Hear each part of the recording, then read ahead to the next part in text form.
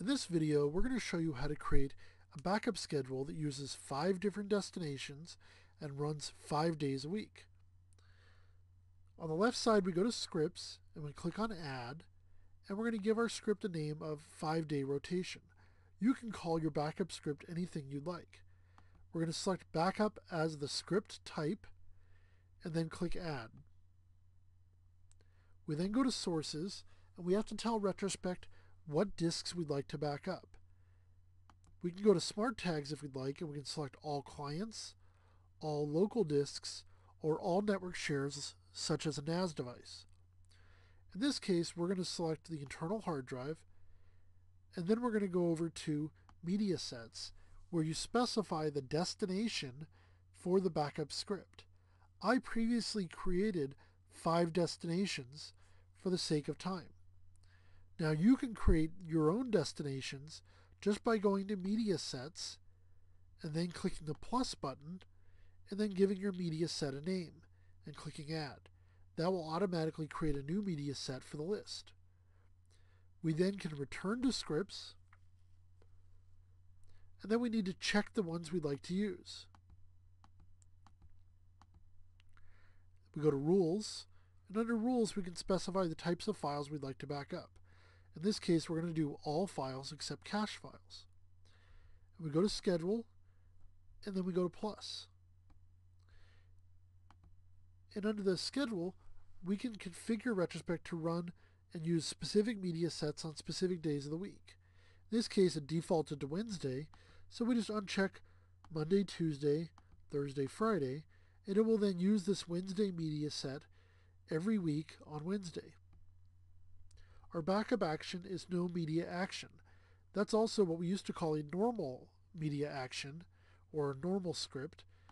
Normal just copies of files that are new or changed since the previous backup operation.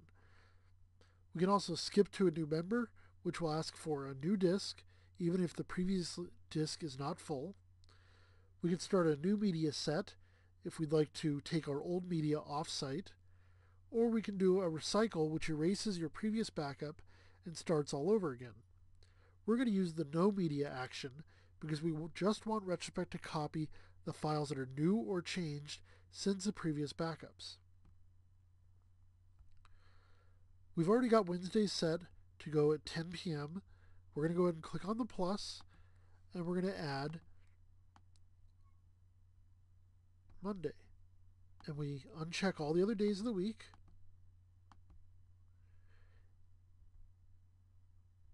And then we click plus.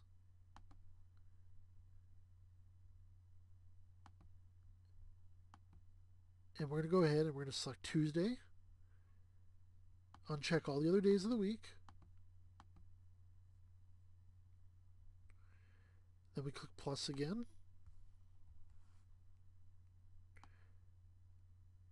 And we've already got Wednesday, so we're going to go and do Thursday.